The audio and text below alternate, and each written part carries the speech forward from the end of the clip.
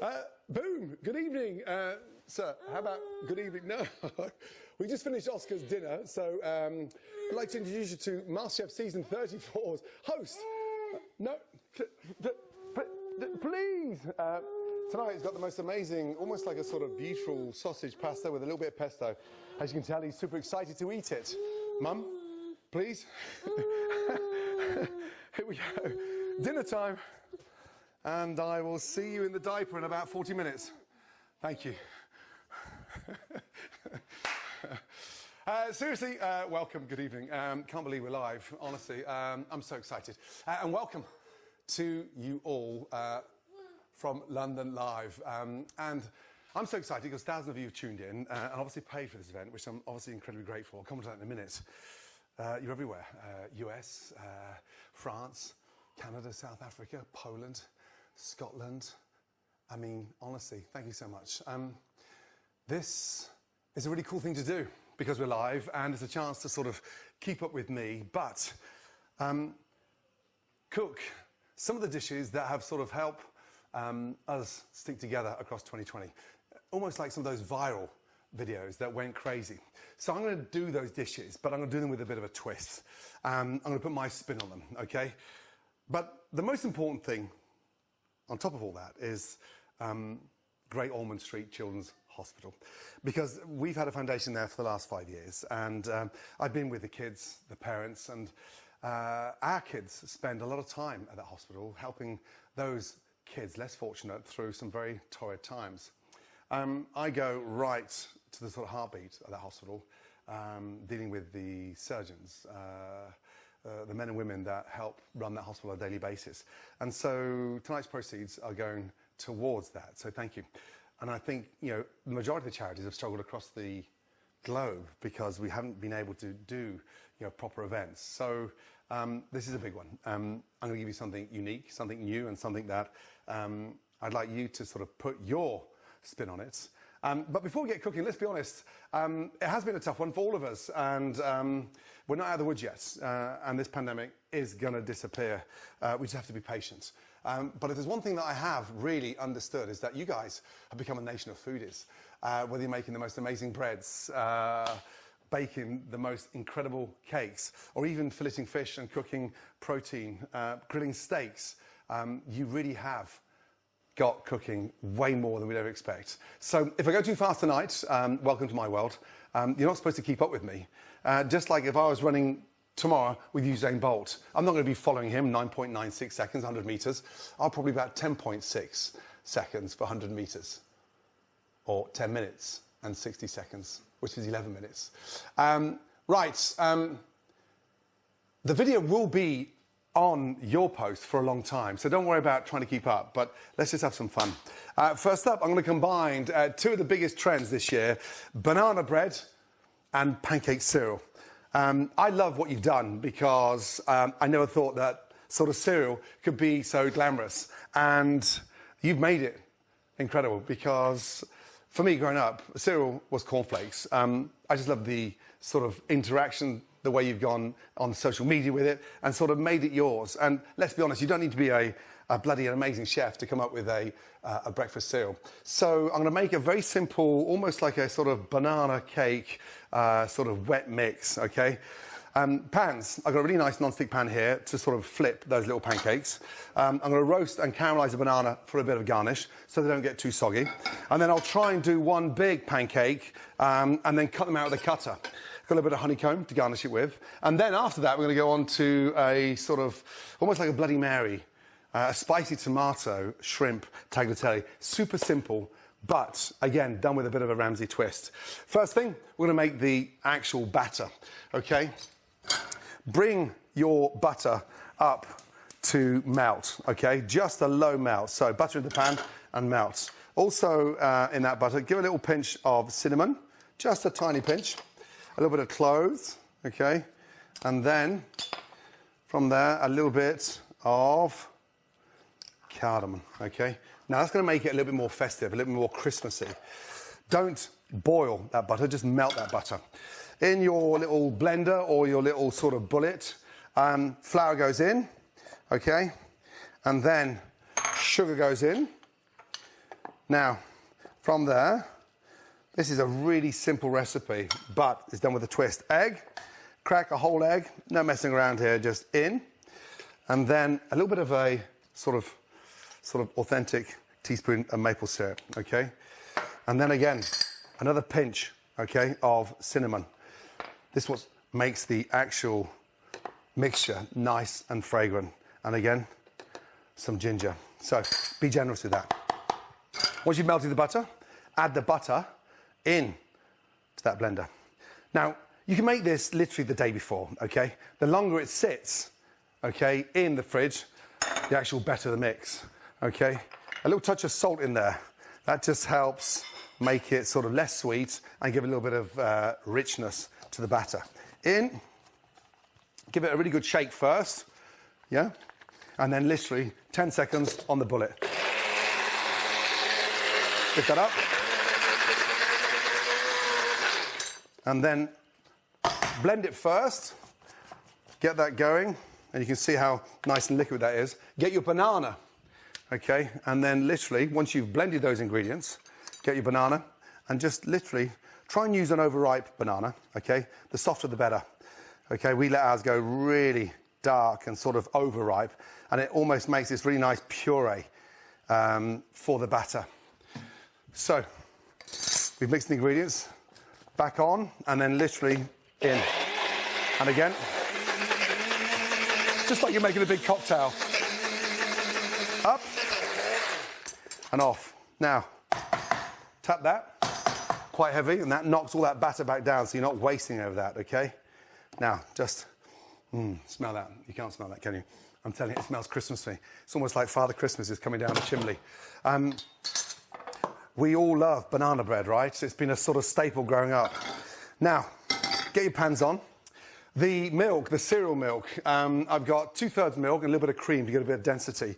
Go all into the pan. Bring that up to the heat very, very, very gently. But let's spice it up a little bit, okay? Let's make it a little bit more sort of, a little bit more exciting. I've got these beautiful, fresh Madagascan vanilla pods. You can use extract, but the fresh ones give you those nice dark seeds. Flatten it out first, okay? That starts to move all those nice little sort of vanilla seeds. Cut it in half, and then from there, got the tip of your knife, and this lift up and scrape. Now, it may not look like a lot, but there's over 250,000 there. I'm telling you, you'll see why in a minute. In with that, and then open up the other side, scrape, scrape, scrape, and look, got the same again. So I put the actual pod into the milk, okay? And then I'm going to just lightly sort of make that sort of infuse over the next 3 or 4 minutes. Get a little bit of lime, a zest, or lemon, or mandarin, and just grate that in there. You'll see why. We're going to make a really nice sort of fragrant, beautiful, exciting milk. Once you bring this up to the boil and you let it set and cool, okay, it's chilled. Serve that with a pancake cereal. It's so delicious, especially the next day. And all this work can be done, the mix, the batter, and the milk you made the day before. And on the morning of that amazing breakfast, you just have to fry your pancakes. So bring that up to the boil and sort of treat it nice and gently.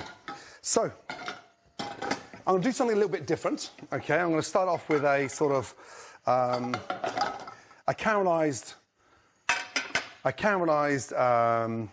banana, because these pancakes, I don't want to go soggy. So I wanted a sort of a little lift. Every time you sort of fry or roast or saute, it needs a bed of something to stop it from going soggy. Otherwise, there's no point in putting that effort into what you're doing to make it crispy. So I'm going to start off with a really nice light caramel. Pan on. Be very careful here because caramel is super hot. So you never stir it, and always be careful, and you never flip it. Just be very, very gentle with it. Lightly sprinkle the sugar into the pan, okay? And just cover the base of that pan. And what I'm going to try and make now is a really nice sort of gentle caramel. But I want your confidence to grow, because we don't touch that, we don't stir it. We cook with our eyes and we watch that change colour. And you can see that overhead now. It's getting really nice and sort of caramelized. See that? Beautiful. Really beautiful. As it starts to smoke, okay, turn the heat down, okay? Peel your banana nice and carefully. right? And then from there, take a little, just a touch of butter and put that into the caramel. Look at that. Once that butter melts, okay, I'm going to put a little bit of cream in there. Slice the banana in half, okay, nice and carefully, and stick that into the caramel. And we're going to sort of caramelize these bananas now. And look, you can see that beautiful, light, golden brown, almost like toffee. And then just a couple of tablespoons of cream. And look, you can see what's happening now. We're making this beautiful toffee. And that is a beautiful way of having an amazing sort of nice, rich, sauteed, sort of almost like a caramel. As that sits on there, get some sea salt and just lightly season that caramel with a little touch of salt. And then just to get extra caramelization on those bananas, a touch of sugar. So we've got a really nice, almost like a salted caramel toffee. Take a spoon and just very carefully flip them, okay? Lift and flip them over. And you can see that now, look, beautiful, okay? If it starts to go too thick, just put a touch more of your milk or even water in there and it will let it down, okay? The secret here is not overdoing it, okay? You want that nice salted caramel, almost toffee banana. So that's done. Turn that off and just let that sit in there, okay? Look at my milk. My milk's come up. That zest is beautiful. You can see all those beautiful, amazing, lovely little vanilla pods.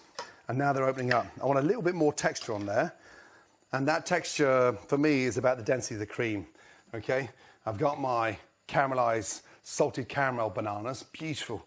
Don't overcook that banana because they're nice and soft anyway. The cream is infusing and that vanilla and the lime now goes well.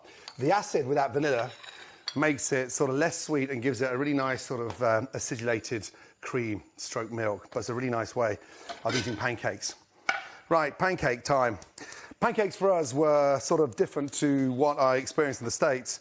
And so we have pancakes in the UK, but they're sort of almost like a crepe, a thin, tiny thing. This thing's got a bit more texture to it, okay? On with the gas. And then from there, turn them down super low, okay? Now, once that's infused, just take that off there and get a nice, beautiful, look at that, just taste that now. See, it's a salted caramel toffee and it is absolutely delicious. And just that little speck of salt at the end is so good. A plate. Set yourselves up for success. You know, once you've been cooking and you leave everything to the last minute, sort of almost offload things as you go along. I'm going to take this beautiful banana here, literally, and just sit that on my plate, nice and carefully, like that.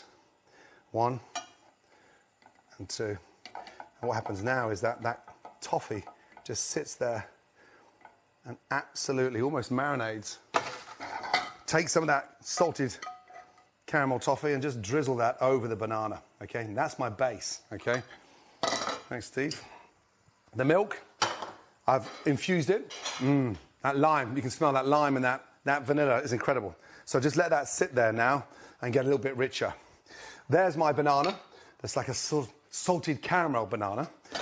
And now for the magic. The magic of the actual beautiful pancakes. They're non-stick pans, so don't go crazy with the oil, okay? Get the heat in there first. If they're nice and hot, they lift and colour immediately. Okay, I've got my batter here.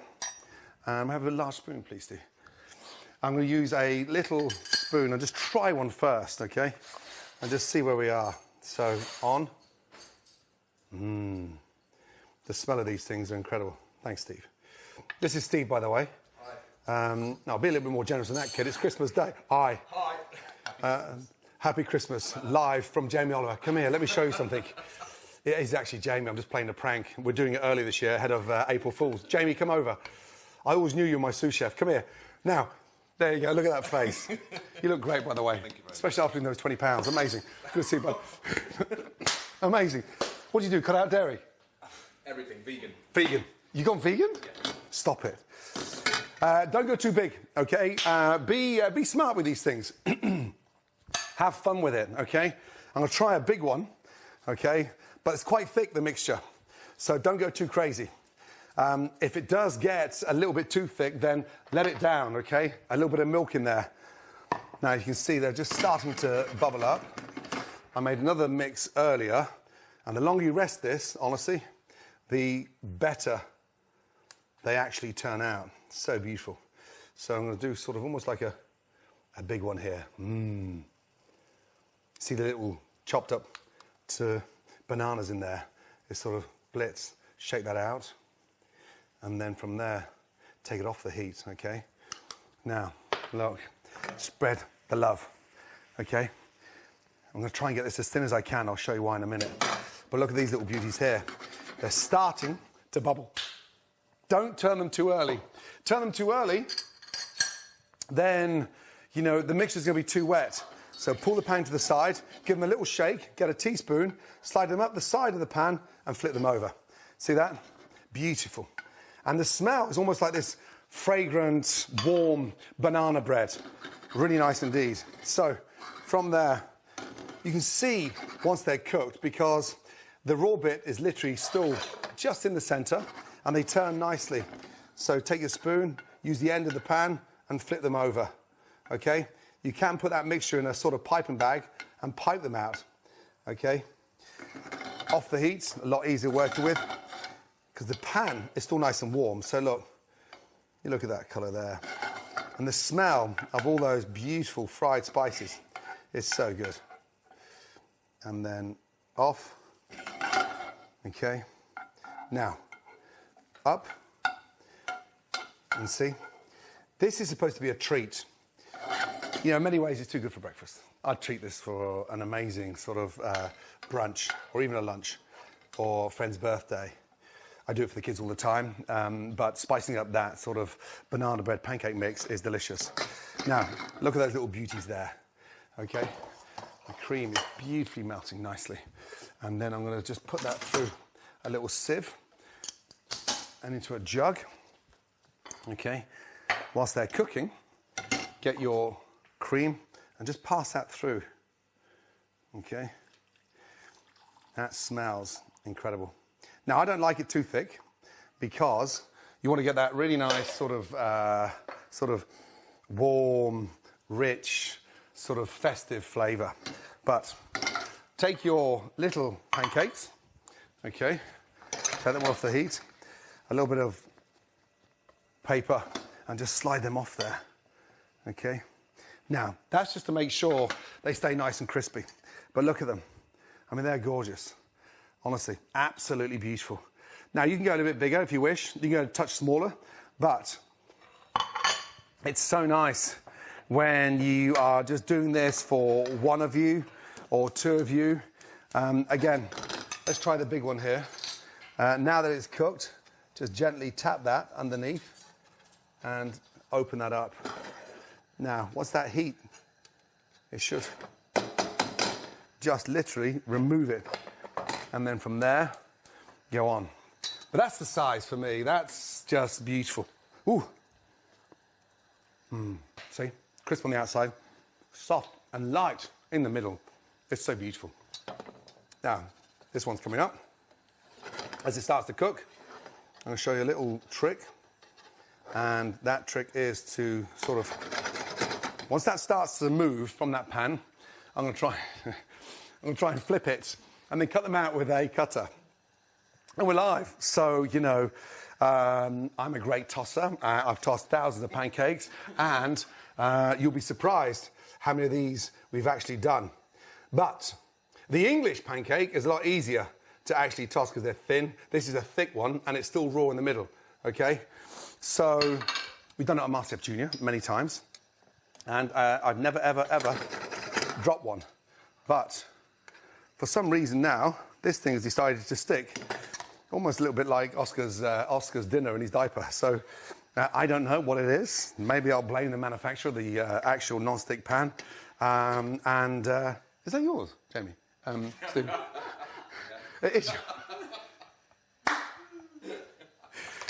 But all things do come off pans, okay? Come on, baby, we're live. Thousands of you watching, and it's almost like, you know, this shouldn't happen, but it just goes to show what happens when we're live. Here we go. And she's moving. She's starting to move. Here we go. And yes, she is. Okay. And come on, baby. Come on, come on, come on. Why are you doing this to me tonight? Of all nights. Ready? So you bring that to the edge, like that. Okay? And then, would you like to flip this? Don't hide behind the coach. Shall I do it or should you do it? You do it. Come on, Jamie. So you push away and then you flip it back. You ready? 1, 2, 3. Yeah! Yay! Thank you, Jamie, for not doing it. Right. Okay. Now, that large pancake, it smells festive. It's got this kind of fragrance to it. Almost like you've just gone and picked up your sort of pumpkin spice latte. This is a warm banana bread pancake that is so freaking delicious. Now, once you've got that out, look. Way! And ice close. Way! Off. I knew it'd work.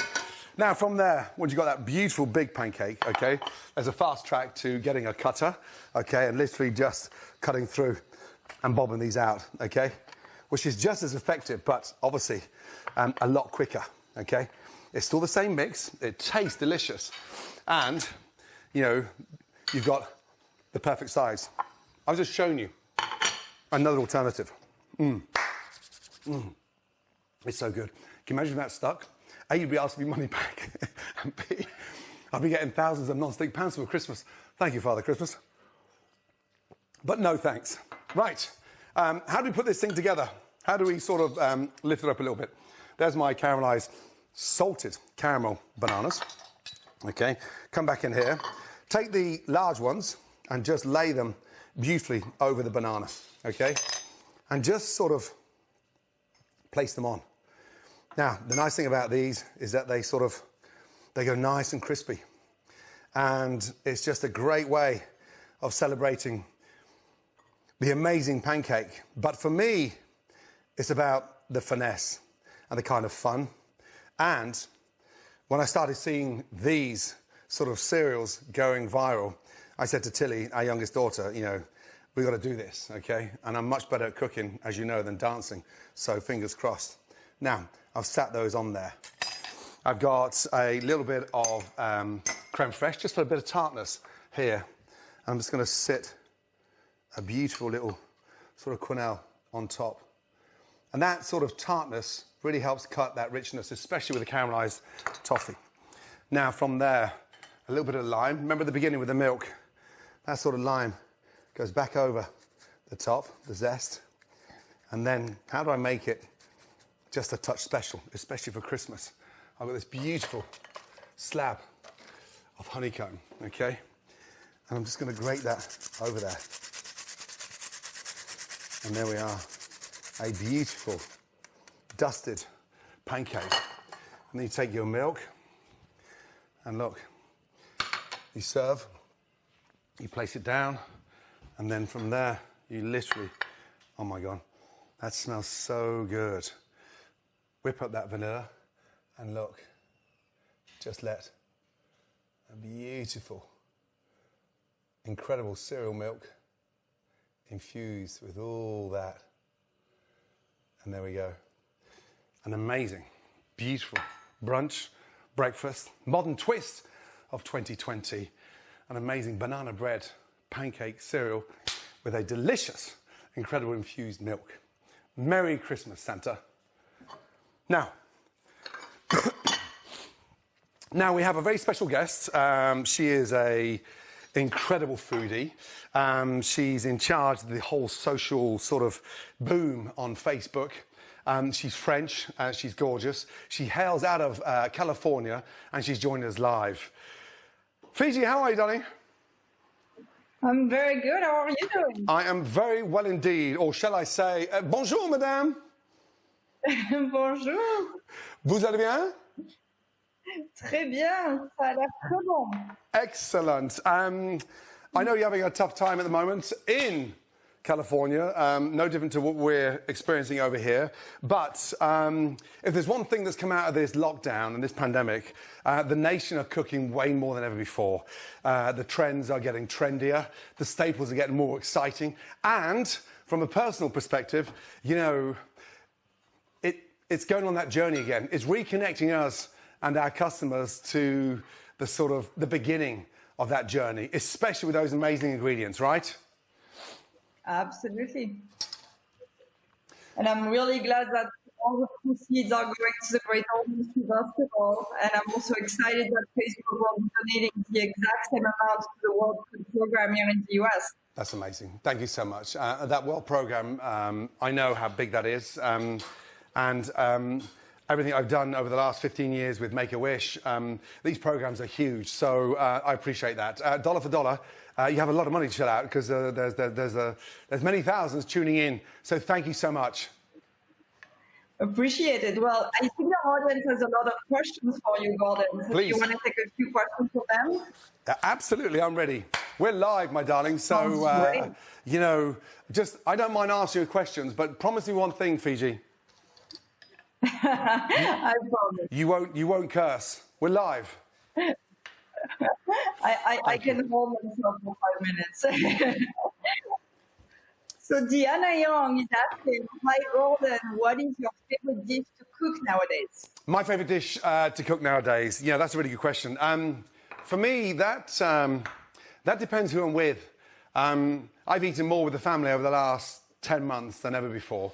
And the experience of lockdown since March, we were taping MasterChef live in LA. We got shut down halfway through, and it was important for all those incredible contestants to be with their families. I came back to London, and, you know, we started with the basics. And so I described earlier to my mum when she said, look, we're coming out of this pandemic, fingers crossed, 2021 is going to be a lot more joyous. You know, how would you describe, you know, spending all that time with the family? I said, Mum, it's like running a restaurant where none of the customers go home because they're here breakfast, lunch and dinner 7 days a week, and I'm the one cooking for them. So we started off with the most amazing lasagnas, beautiful lasagnas. We did them with the sort of red sauce and the white sauce.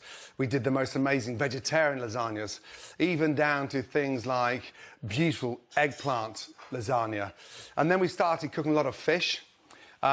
We then got onto the soups. And then we started making, would you believe, the most amazing breads. And then vegetable curries was a big hit. Making beautiful tomato gravies for the bases of those curries, a chickpea curry, lentil curry, roasted butternut squash curry. I was very fortunate enough 10 years ago on my travels to India. I went and spent a month in an ashram, and I became vegetarian for an hour, and it was just incredible. Yeah, that's how long I can be a vegetarian for too. Oh boy. Owen Murphy is asking, Mr. Ramsay, any advice you can offer to a young chef trying to become successful in the culinary art industry, because you are my absolute idol? That's very kind, thank you. Amazing question. You know, I grew up with nothing, and my parents, you know, we had a very basic, sort of humble sort of upbringing. And one thing my mum taught me early on in my life was to get out of the comfort zone. Every time you got comfortable in a job, get out, because when you're comfortable, you stop learning. If you're being pushed every day, that's a really good point to gain experience. And when you're not getting experience, then I always thought that we were sort of slipping and losing focus. For me, at the age of 22, I was very lucky to get sort of catapulted into one of the best restaurants anywhere in the world, in Paris, under Guy Savoy. And so I started right down at the very bottom. And so it doesn't have to be a French kitchen. But once you've mastered the basic techniques, stay minimum sort of 12 to 14 months in these businesses and then get out and go and work for other chefs. And then take on another language, whether you're off to Spain, Italy, Cambodia, Indonesia, it doesn't matter. Learn another culture. Understand how important it is to broaden your horizons and take on another cuisine. So I left the UK for France. No one believed that British food could hold any magic back in the early 90s. And I put my head down and worked hard. From there, I went off to Italy, and then I went to Spain, and all of a sudden, you know, I got all this incredible experience, that stuff that I'm still using today, how to make beautiful pasta, how to make a stunning, you know, tortilla. So, yeah, get out your comfort zone and be brave, okay? Travel. Travel is the fastest way to learning, and don't get stuck in a rut. If you do, press pause and regroup and start again. Open the doors, Stevie. Open those doors. Tommy is asking if you could cook for anyone, who would it be, dead or alive? If I could cook for anyone, Yes. dead or alive, Yes. Jesus Christ, Fiji, it's a bit morbid on a Saturday afternoon, kid. Bloody hell's bells. I was very lucky when I opened my first restaurant in the back of Beyond Chelsea, an amazing place called Aubergine, and that was a tiny little neighbourhood bistro that was just incredible. And I just turned my pans on now, getting ready. Otherwise, all those chefs watching say, he's slow, he's getting old, he's in his 50s now, this guy needs to retire. Dude, me, retire, you got no chance. So, Lady Di. Lady Di was an incredible person to cook for. And then I got invited to Downing Street to cook for our Prime Minister, Mr. Tony Blair. He was entertaining an unknown man by the name of Vladimir Putin, the Russian president. And so I got called into Downing Street to cook an amazing lunch. Yeah, I cooked a beautiful roasted sea bass for main course, a ravioli of lobster for an appetizer, then did this beautiful Bakewell tart for dessert. But yeah, God, Nelson Mandela for his 90th birthday party in South Africa. The list could go on and on. I've just been very lucky. I've been very, very, very lucky to cook for some incredible. And the most incredible person, I remember opening up Restaurant Gordon Ramsay at Claridge's back in 2001. And on table one, we had a very, very special VIP guest. And this lady asked for her meat to be well cooked. And I sort of, you know, had a little cry in the corner and got on with it, like all good chefs should do. And that person was my mum. Don't you dare serve me meat with any blood in it. So I had to cook it well done. It was tough to see it go out like that. She loved the dish. She said that the sauce for the lamb was a little too salty. Well, you've got to take the criticism. Yeah, it's mum, right? Exactly. Well, to end, I'm not going to ask you a question, but I'm going to read some of the very heartwarming comments that are in this thread. Julie Mary is saying, my 10-year-old son is so excited to cook with you today. Bless him. He wanted to make his own chef apron, which is awesome. Leah Ferguson says, I'm watching from the hospital, but I'll make this when I'm at home. That's amazing. And then Kim says, Chef Gordon, my son is 15 years old and has autism. He is so excited to cook with you. Our dream is to eat at one of your restaurants, and you have inspired my son to be a chef. I'm so pleased. I mean, listen, 10-year-olds, 15-year-olds, they're all important, especially to me. I didn't come out of my upbringing with an amazing degree. I didn't go to university. I'm street smart. I learned the hard way. And, you know, the amount of young kids that, you know, have autism, it's amazing how relaxed they feel cooking. So I'm pleased we're sending that message to, you know, those individuals that think that they're not fit for this. You can lose yourself in it. And, you know, life's not about an A star or a first or a B plus. It's just about finding what makes you happy. And sometimes that's not maths or English. Sometimes that's cooking. And if you can stay happy whilst you're cooking, that's even better. So I'm excited, they're excited, and that's what keeps me going. But time for the second dish. Well, thank you, chef. Amazing. Fiji, passez une très bonne soirée. À bientôt. Et j'espère vous avez un bon week-end quand même. Thank you. Take care. Thanks, darling. Right, those pancakes, use them to your advantage. Make that mix up the day before. Have a bit of fun with it. And yeah, the caramelized banana, the sort of salted caramel, toffee banana. You know, try it with apples as well. Pears, amazing. Clementine, amazing. Pineapple as well. So I just give you a little example to how we could just, you know, lift it. Right, second dish. It's a sort of Bloody Mary. So all the parents watching will understand it's a sort of a really nice twist on a elevated tomato sauce. And it's a sort of a nice way of eating something a little bit lighter. I try to cut out a lot of dairy, and so we have very little cream, very little butter. So if we do use it, in moderation.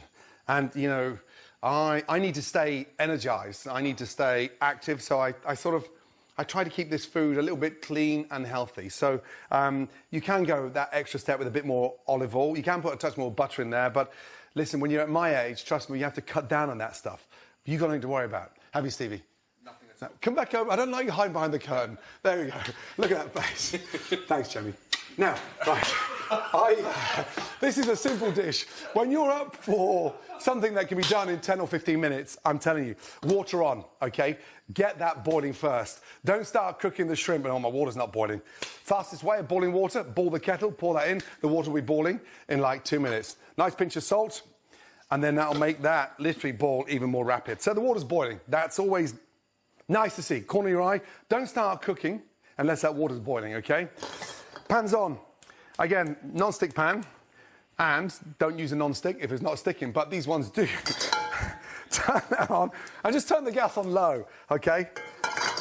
Don't put anything in there. The amount of times that I see, you know, friends, family, they put the pan on and they get the oil on and they put don't put the oil in or the butter until you're ready, because it will burn.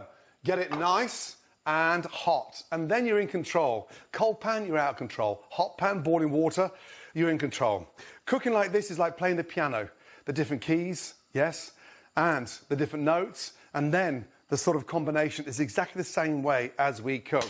So, water boiling, pans on, gas on. Yes, Jamie? Done. You sound like Gordon now. Done. I love that. The base of the sauce are the onions and the garlic. Have them peeled. Okay, don't stand there peeling and, oh, where's more? So get all that ready, okay? A little bit of Liam Perrin, Tabasco, a little bit of celery salt. I've deveined the shrimp. These are beautiful little shrimp from a local supermarket. Again, I never serve a pasta with shrimp with the shells on. Super dangerous. If you're coating it in sauce, take the shells off, because as a guest, you shouldn't be navigating your way through a shell. So no shells on there. It's a lot easier to eat, okay? And those shells can be valuable. Stick them in the freezer. You know, bring them to the boil with some water. You've got this amazing, you know, shrimp stock. So keep the shells, but this dish has no shells in there. After that, start slicing your onion. I'm using the red onion, okay? So it's a lot sort of, a lot lighter. It's less harsh. And when we're cooking at home, we don't go all sort of fine dice. It's just sliced. Sliced one way, and that's enough, okay? Down. Take out the root. I always find when you peel onions, like an hour or 2 hours before, they don't make you cry.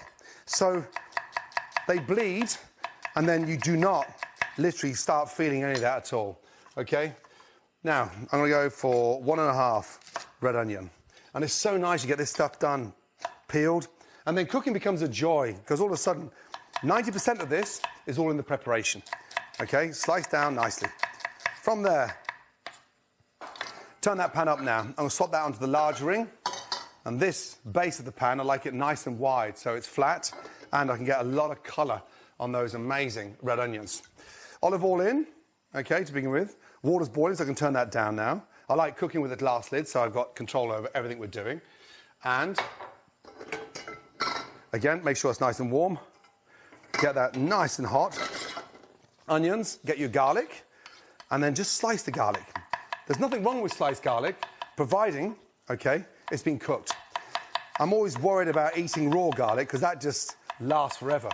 And the aroma's not very pleasant, and so slice it and just roast it, okay? Bring the pan over to your ingredients, okay? How many times I've seen people lift the ingredients to the pan and half is dropped, bring your pan to it. Lightly season, okay? Touch of salt, okay? And a nice bit of pepper. When you use pepper, open up the top and get the cracked pepper in there, so it's not too fine. If it's fine, it burns, okay? Now we've got momentum in the pan. You can hear that nice sort of hiss. Flatten everything, okay, at the base of that pan, and you'll see that caramelization taking place so much quicker, okay? Now, I haven't put any butter in there yet because I want the sort of temperature to get super hot. It's olive oil in there, okay? Again, a touch of olive oil on top, and just leave them there. This is the secret of a great Bloody Mary, and it's a little touch of celery salt. But it's a really nice way of seasoning onions and garlic. So get that in and just lightly season the onions and garlic with celery salt, okay? Really nice. Don't stir that, just leave that there, okay? Sometimes if my mum was standing next to me, she'd say, it's burning. No, mum, that's called caramelizing, okay? So just let those onions caramelize. As you can see, the garlic, quite chunky, but once that's cooked, it looks and tastes amazing. From there, I've got some beautiful tomatoes, okay? And these are heritage tomatoes. They look a little bit sort of Charlie and the Chocolate Factory all over the place. So just slice them. And don't worry about the seeds or the skin. Slice them into rings. And then, again, into quarters, okay? There's nothing that we're going to waste. Take out the core, that bit. Get rid of that. And chop that up as well. They're heritage tomatoes, okay? We waste nothing. Chop, chop, chop. And then I've got a few of the little beautiful golden ones. Again, in half and then in quarters, okay?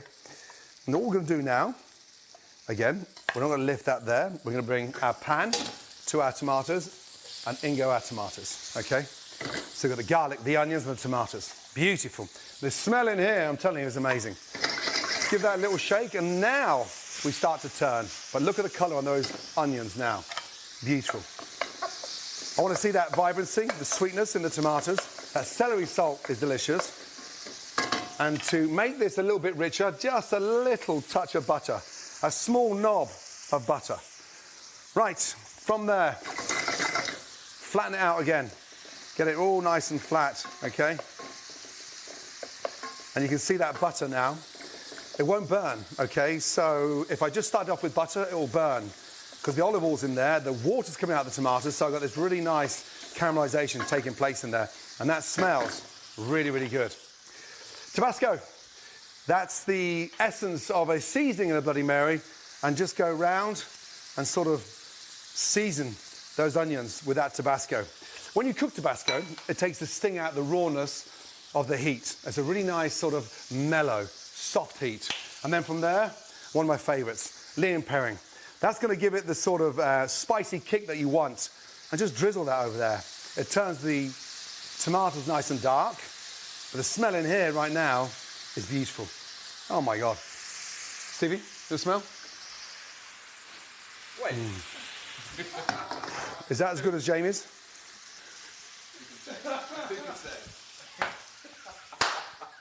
You're full of shit. Right, amazing. That was so good. I'm going to kill him later, I'm telling you. Let that, I love Jamie, really. You know that, right? We go back so many years. And so, a bit of banter, bit of fun, bit of sort of dressing room banter, right? Let that caramelize down, okay? Now, this is the baby. This is where it starts to go up a different level, okay? You can see there's no excess water from the tomatoes, okay? And you can see that it's starting to caramelize, okay? I'm going to use a little bit of vodka, okay? Bacardi is really good. A touch of Sauterne would be really good. Even a little hint of rosé. It's just a touch. In. Touch. Flambe. Remove your eyebrows. Call 911. That's the smell now. What's happening now? We're burning off the alcohol. Okay, so we've got that beautiful, nice, rich. Vlad, can you see that? That is beautiful, isn't it? Bobby, I hope you're watching. Well, that's what you call a tomato sauce for your pasta. Once that alcohol is evaporated out, okay, turn down the gas. And now, you know, I could say 4 tablespoons of chopped tomatoes, but look, I'm going to put 1, 2, 3, 4, 5 spoons in there. I want to see, don't just throw it in there, see, turn that in, and look. Now you can see that. See? That's enough. And so, let that sit. Take a spoon, okay? I always say, taste as you go, don't season at the end. Touch more salt, touch more pepper. Got the heat there now, especially from that Tabasco. Cracked pepper on top. But I've got the density of the sauce in a way where it's going to coat the pasta. Too watery, and the pasta doesn't get coated. But I want to see what I'm eating. I can see the garlic's gone in terms of caramelized. I've got the red onion down, and the tomatoes are almost sort of blistered. But the sauce is nice and spicy.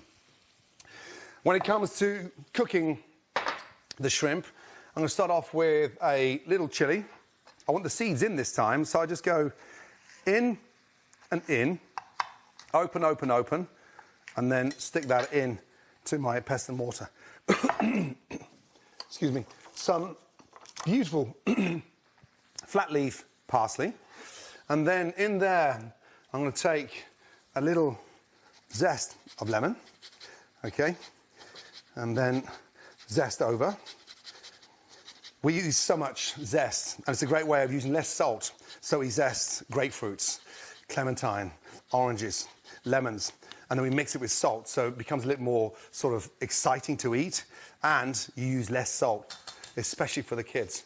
From there, a touch of salt in there, a little bit of olive oil, and now I'm just going to literally start bashing that up. I want to show you something. Look, that's come down now. I don't want to go any further than that, okay? That's enough for my pasta. From there, just give that a nice little mix. And the beauty of this, keep it quite rustic, okay? Really important. Next pan is on for my shrimp. So sauce is ready. That's sat there, that's waiting for the pasta. Water's boiling, shrimp are out. Take them out of the fridge 10 minutes before you use them, get them to room temperature, and they stop going rubbery in the inside because the shrimps continue cooking. Now, mix all that up. That freshness from that flat leaf parsley is delicious. Beautiful. Now, from there, a spoon, and just, I'm using red chili. You can take the seeds out, but that nice fresh chili seed flavour is beautiful, really beautiful. And look, I just want that nice sort of paste. And it doesn't have to be too fine, okay? Really important. So can I just have another pan for those breadcrumbs, please? I've got some old bread here, which I literally left over from sort of toast in the morning with Oscar. Oh, use the flat one, actually, over there. See one over there? See the flat one over there? Nice, the thin one? Yeah. Thanks, but it'll get hot quicker. And so that really just goes into the most amazing breadcrumbs. And they dry out, and then we just blitz them. And then we give them a little season. And you've got these wonderful breadcrumbs. You know, sometimes you can put Parmesan cheese in there if you're finishing, you know, pasta dishes with them. I just like a little bit of salt and pepper in there, and I'm going to fry them right at the very end to sit that on top of the pasta. So, I want to show you this now. Look, that beautiful mix of the chili and the parsley and the olive oil. Now with the shrimp, pan nice and warm, okay? These are beautiful shrimp. We look at the size of them. They're going to literally take about 30 seconds each side, maximum, okay? Touch of olive oil in. I'm going to get them in, almost like I'm putting sort of scallops in the pan. So I can turn them nicely, okay? Start and go all the way around. Into the pan we go. Now, as you can see, I want to sort of flip them, but then garnish them with that beautiful chili in there. You'll see why in a minute, okay? Keep them nice and flat again. Lightly season those on top. Okay, a touch of olive oil. And then literally cracked pepper. You can see they're all starting to burst up now because they're starting to cook. Get some colour on there. You've heard me say it many times, no colour, no flavour. Let me show you the first one. As I turn that there, look, beautiful. Now I've got the colour there, I can turn them all now like and toss them over. Got that beautiful colour on there. So turn them. The importance now is that nice high heat, okay? And literally 30 seconds each side. From there, once you've got that colour on there, okay, get this ready. Take your lemon, okay, slice the ends. Take your chili and your parsley in, and everything in there. And then look, off with the gas, okay, lemon juice in there. It's such a beautiful way of cooking shrimp. And now, mix that chili and that parsley in there. And that is beautiful, so beautiful.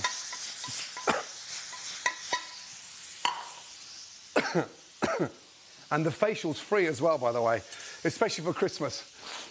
The smell of that chili now just cooking in there and the lemon, you've got to hit them with the lemon. That stops them from sort of overcooking, but it just gives a really nice acidity to that dish. Right, breadcrumbs. Just get a little bit of oil in that pan, okay?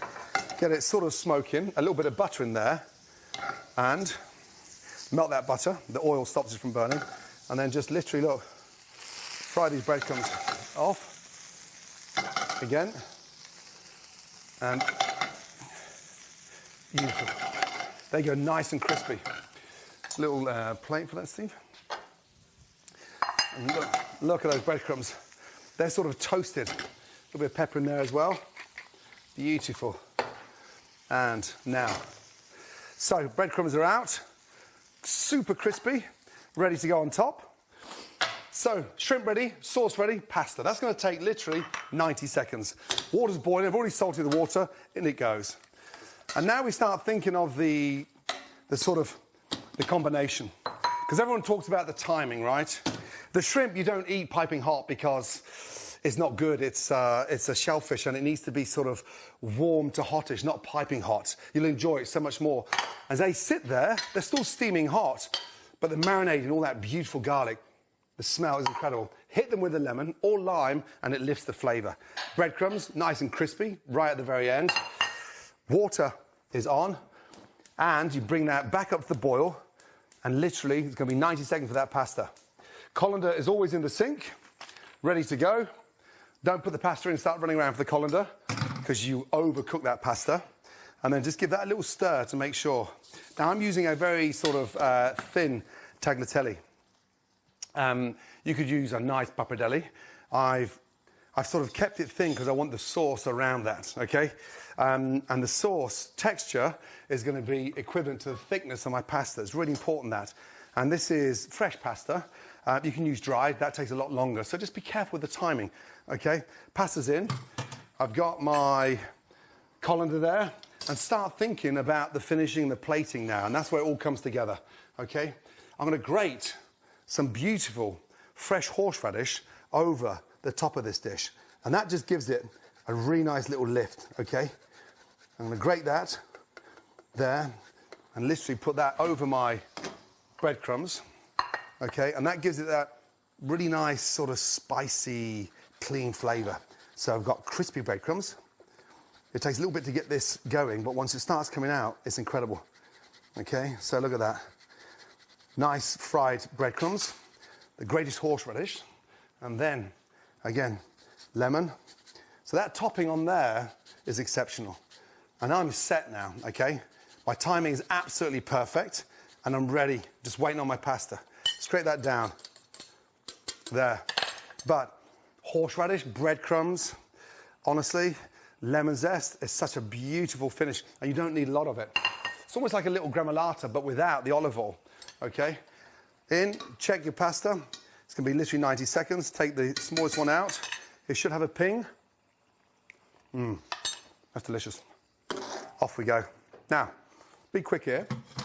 take your pasta, drain it off into the colander. Okay, lift up that colander. I want some of that water in there, in there, and then back in there. And this is where it starts to go up a level. Nice extra virgin olive oil in there. Get your seasoning, get your pasta seasoned in, open it up and mix that up, okay? And now, watch. I'm gonna start adding my pasta to that beautiful sauce, okay? Don't dump it all in there, okay? I want a nice ratio of sauce to pasta, okay? In some of that pasta water as well. Look at that. And then you mix that up. Mix that up. And now mix it up again. Sometimes when you dump it all in to begin with, it's hard to get that sauce evenly distributed across that pasta. And now the pasta's taken on all that beautiful sauce. I'm gently twisting that on there, folding that on beautifully. I take half my shrimp, I put them in there as well, give that a little twist, okay? Beautiful. And now to plate. So, you clear the decks. And then from there, twist nice and gently up. The smell is incredible. In she goes. Look at that nice, even distribution. And the ratio of sauce to pasta to shrimp. And then I'm just gonna sit the rest of those shrimps on top. I don't want to go swimming or diving for shrimp. I want to see them the minute you serve me that dish. That chili, oh boy, so beautiful. And then finally, that amazing garnish. Sit that on top, okay? That beautiful garnish of your breadcrumbs, your fresh horseradish, and that lemon zest. That gives it the crunch. And there we go, a beautiful Bloody Mary, bloody delicious, incredible shrimp. You've been amazing. I love doing this, you know that. And when I'm asked to help promote charity, it's not hard. But the real work is from you, because you're paying to watch this. I'm excited to do this again. Stay safe. It's going to be a tough Christmas, but 2021 comes back to you. Happy holidays. Take care. Lots of love. Best wishes.